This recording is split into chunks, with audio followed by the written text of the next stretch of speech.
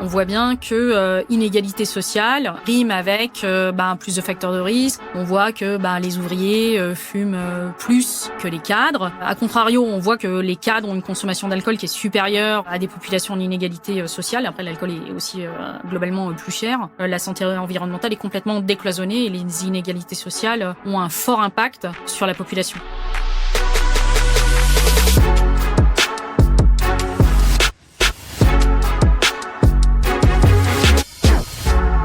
Vous le savez, dans ce podcast, on parle de santé au travail, mais en réalité, on parle de santé tout court et donc de santé publique. Et justement, ce concept de santé publique très macro, est souvent mal compris et assez complexe à définir. Déjà, la santé publique, c'est pas la médecine, notamment pour deux raisons. On parle plus de prévention que de soins curatifs et on s'intéresse beaucoup plus au collectif qu'à l'individu.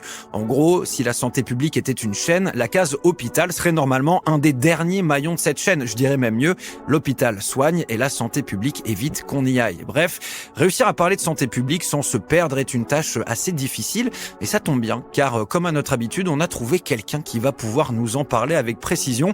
Vous écoutez l'épisode 5 de Prevcast, un podcast proposé par Prevlink, service de prévention et de santé au travail. Aujourd'hui, vous l'aurez compris, on va parler de santé publique avec Marta Sedjo, coordinatrice des infirmiers au sein de Prevlink, ancienne cadre de santé à la PHP. Bonjour Marta. Bonjour. Comment ça va ? Bien. Merci beaucoup d'avoir accepté notre invitation aujourd'hui. Avant de rentrer dans le vif du sujet, on va parler un peu de vous. Je le disais, vous étiez cadre de santé à la PHP. Aujourd'hui, vous êtes donc coordinatrice des infirmiers au sein de Prevlink. Vous avez donc commencé votre carrière en 1999 en tant qu'infirmière. Est-ce que vous pouvez me raconter un petit peu votre parcours ? Alors du coup, infirmière effectivement que dans des services critiques et par la suite donc j'ai fait une orientation pour devenir cadre de santé et j'ai continué dans la même dynamique, toujours dans ces mêmes secteurs, en particulier les urgences, puis tout ce qui concernait les salles de réveil et l'anesthésie. Intéressons-nous désormais à notre sujet du jour, qui est donc la santé publique. Je le disais dans l'introduction, c'est compliqué d'en donner une définition assez précise. On a toujours celle de l'OMS, qui date de 1952, qui dit « La santé publique est la science et l'art de prévenir les maladies, de prolonger la vie et d'améliorer la santé et la vitalité mentale et physique des individus ». Est-ce que cette définition vous convient ? Est-ce qu'elle est toujours d'actualité ? Comment vous expliquez qu'on n'en ait pas d'autres depuis 52 ? Elle est toujours d'actualité et effectivement, c'est vraiment les axes qui sont menés. Alors, il y a peut-être des choses qui se sont élargies. À l'époque, on était, complètement d'accord avec vous, améliorer, promouvoir, protéger, restaurer la santé. Donc, quand on arrive, bien sûr, en milieu hospitalier. Mais ce qui a été peut-être ajouté depuis, c'était de voir tous les autres aspects. Donc, à la fois les aspects politiques, les aspects économiques, les aspects réglementaires. Et donc, ça, c'est peut-être quelque chose qui a été déployé énormément depuis les années 50 dans les politiques de santé publique. Après, il y a une phrase qui résume plutôt pas mal et que j'aime bien, c'est l'art de protéger toutes les vies à grande échelle, en fait. Voilà, si on voulait juste donner une phrase toute simple de la santé publique. Mais en fait, la santé publique, telle que nous, on l'entend ou telle qu'on veut la définir, en fait, c'est une question d'hygiène de vie ?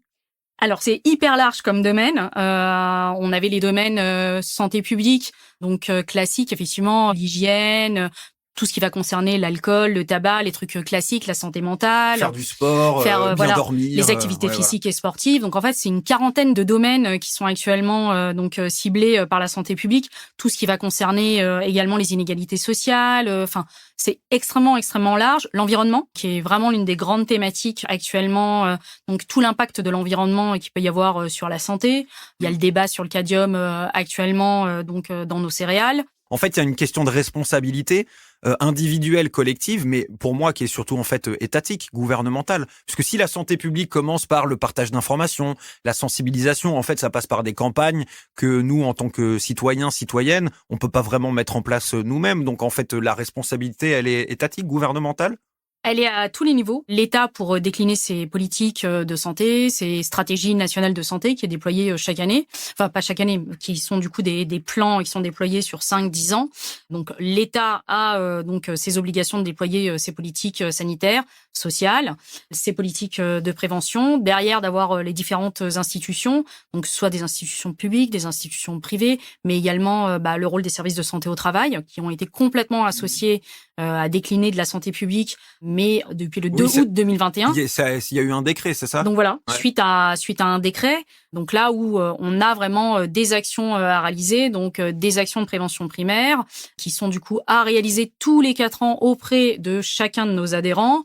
Et dans ces actions-là, on est à la fois sur les actions risque professionnel, qui reste bien sûr le cœur de métier, bien sûr la priorité des services de santé au travail, mais aussi toutes les actions de santé publique, et donc décliner le mois sans tabac, octobre rose, décliner de la prévention tabac. Mais pour les salariés, quoi. Exactement. Pour les travailleurs. Décliner de la prévention tabac, décliner de la prévention alcool, tout en gardant notre fenêtre, bien sûr, risque professionnel.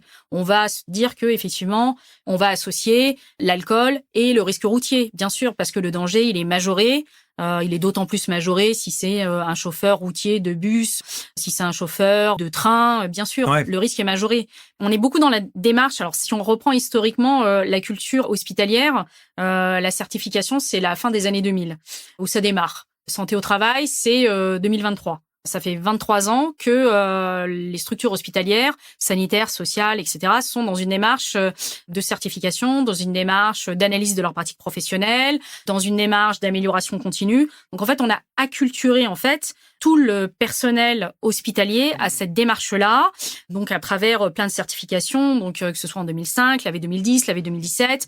Actuellement, on a créé le patient traceur de manière à se dire qu'en fait, on n'est plus en silo. Le patient, c'est un fil rouge qu'il faut suivre, donc baptisé donc le patient traceur. Et en fait, le patient traceur, c'est dès son arrivée administrative jusqu'à son enquête de satisfaction, ouais. Et qu'il sorte de la structure et de voir quelles sont du coup toutes les étapes et que toutes ces étapes ont un lien les unes avec les autres pour être dans cette démarche donc de qualité. Et derrière, une fois qu'on a acculturé tout le monde à cette démarche de qualité, une fois qu'on embarque les patients, qu'on embarque tous les personnels, qu'ils soient administratifs, qu'ils soient de santé, derrière, c'est la démarche de l'analyse de risque qui rentre en jeu.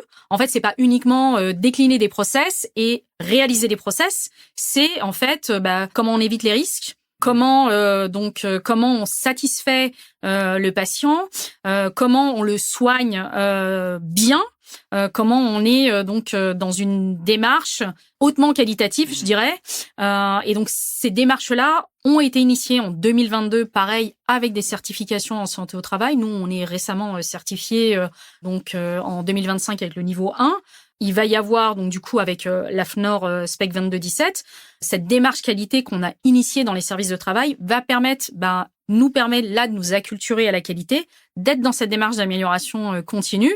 Et demain, en fait, il va falloir qu'on analyse que ce qu'on fait, ça fonctionne. Pour avoir, encore une fois, des datas, quoi. Exactement. Ouais. Et en fait, là, on a de la data sur comment est notre population générale, sur nos déterminants. On a plein de choses. Parce que du coup, grâce au baromètre social, on a énormément de données. C'est 80 000 personnes là qui ont été l'enquête a été lancée très récemment là en mars 2026. C'est une enquête où derrière il y a plusieurs mois voire plusieurs années d'analyse. Et derrière, ça va nous permettre d'avoir des données fiables. Derrière, il faut une analyse rigoureuse. Derrière, il faut faire des orientations qui vont être judicieuses, pertinentes.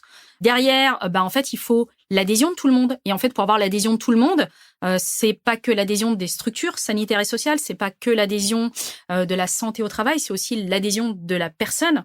Et en fait, le salarié, comme le patient, en fait, il est acteur de son parcours de santé, acteur de son parcours de soins. Tout le monde est en fait acteur de son parcours. Et en fait, là, c'est d'essayer de faire les liens, les ponts, et derrière, d'avoir des actions efficaces. Donc, en fait, il y a énormément d'étapes à faire.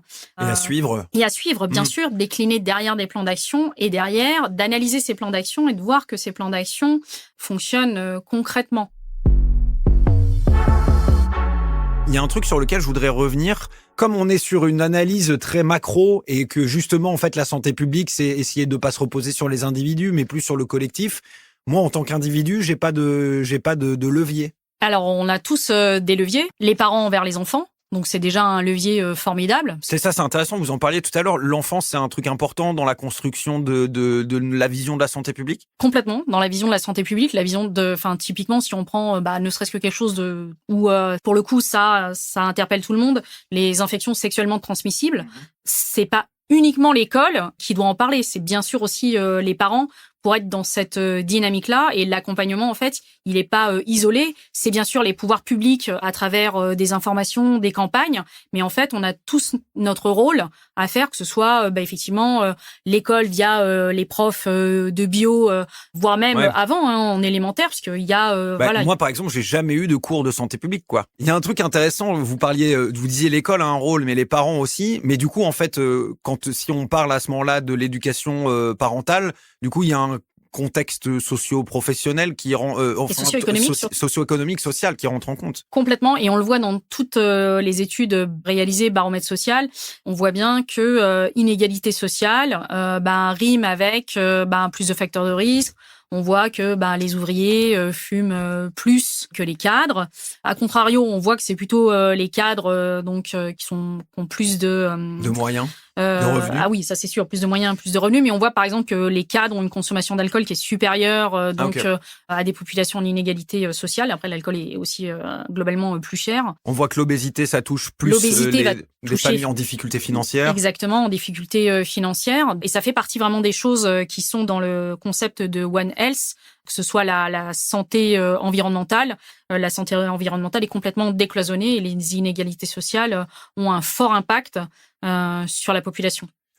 Là, aujourd'hui, juste parce qu'on était sur l'obésité, est-ce qu'on progresse, est-ce qu'on progresse pas en France sur justement la prévention aux risques qui peuvent être liés à l'obésité ou à la prise de poids? Où est-ce qu'on en est? Est-ce qu'on a des datas sur ça, par exemple, sur ce secteur précis? Alors sur les méta-analyses et ce qui concerne par exemple la nutrition, il y a alors c'est une étude beaucoup plus élargie qui a été faite en juin 2025 et qui a été publiée dans le Lancet. C'est des chercheurs finlandais et du Royaume-Uni qui ont analysé 88 études de santé publique, et c'est assez intéressant avec du coup l'ensemble des effets. Donc c'est 340 effets sur la santé, et en recherchant donc concrètement les impacts, il y a aucune preuve en fait vraiment de qualité. Il y a quand même des choses qui montrent qu'il y a aucune preuve de ce qu'on appelle de haute qualité, comme quoi les actions qui auraient pu être menées et c'est ce qu'on disait tout à l'heure. Voilà, on a du mal à quantifier les impacts. Une véritable action. Il y a quand même 20% de qualité modérée qui ont été mis en avant sur les choses qui ont pu fonctionner. Donc il y a quand même des bonnes choses, et on l'a vu sur le tabac, ça a quand même fonctionné. Et par exemple sur la nutrition, il y a quand même des choses qui ont été vues sur la réduction de la taille des assiettes. Et donc ça, c'est quelque chose où effectivement, ça a été fait grâce aux messages qui ont été faits dans les cantines. Il y a quand même eu beaucoup d'actions qui ont été faites également sur la baisse des prix des fruits et des légumes. Est-ce que le manger 5 fruits et légumes par jour, ça a marché, par exemple? Est-ce qu'on peut savoir si ce message de santé publique qu'on nous martèle à chaque pub depuis des années, est-ce qu'on sait si ça a marché? Manger 5 fruits et légumes, c'est pas un mème, mais ça pourrait l'être. Mais en tout cas, on voit que c'est quelque chose depuis la toute petite enfance, et même les fast-foods s'y sont mis. Enfin, vous prenez les années 2000, il y avait pas de quartier de pommes. J'allais dire ça. Il y avait pas de quartier de pommes dans les fast-foods, quoi. Donc même les fast-foods se sont mis à mettre de la salade, le menu salade, etc., etc. Là, ça a marché. Les pouvoirs publics ont eu une action concrète, réelle dessus. Dans les cantines, il y a eu l'accompagnement qui a été fait. La majorité des cantines sont associées à des diététiciens derrière. Enfin, les repas sont pas faits aléatoirement. Il y a des cantines bio. Voilà. Donc, indépendamment des cantines bio, parce que ça, c'est pareil. Non, mais même végétarienne. Voilà, avec le respect. Ça, c'est ce que vous avez dit, c'est de l'action un peu personnelle. Enfin, c'est de l'initiative personnelle. Alors, initiative personnelle, mais également pouvoir public, et effectivement, et décliné avec et les actions avec l'ensemble, et les politiques que chaque maire peut déployer dans les structures scolaires de sa ville. Il y a aussi beaucoup de choses par rapport à l'information nutritionnelle.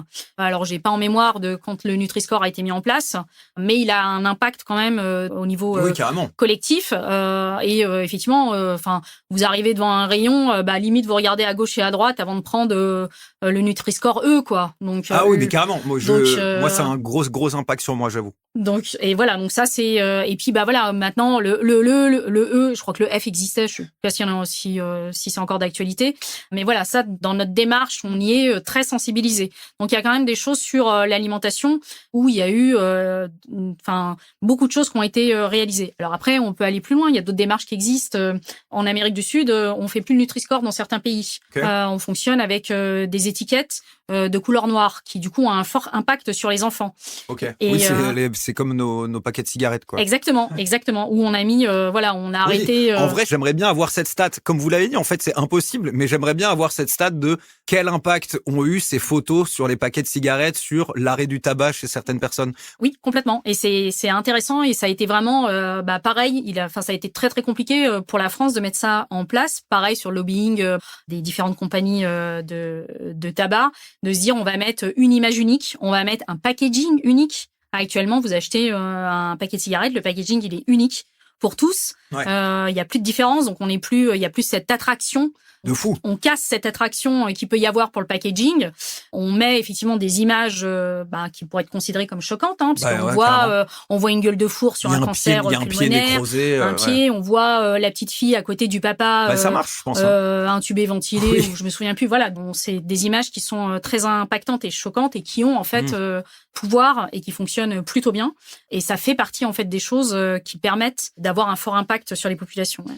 Sur le point de vue individuel, ça veut juste dire, en fait, moi, en tant qu'individu, faut que, en fait, le jour où je me sens un peu grippé, en fait, si je sors dehors, je sors avec un masque, ou alors je sors pas, que, en fait, il faut que je me lave les mains plusieurs fois par jour pour pouvoir... Enfin, c'est des trucs comme ça. C'est aussi basique que ça.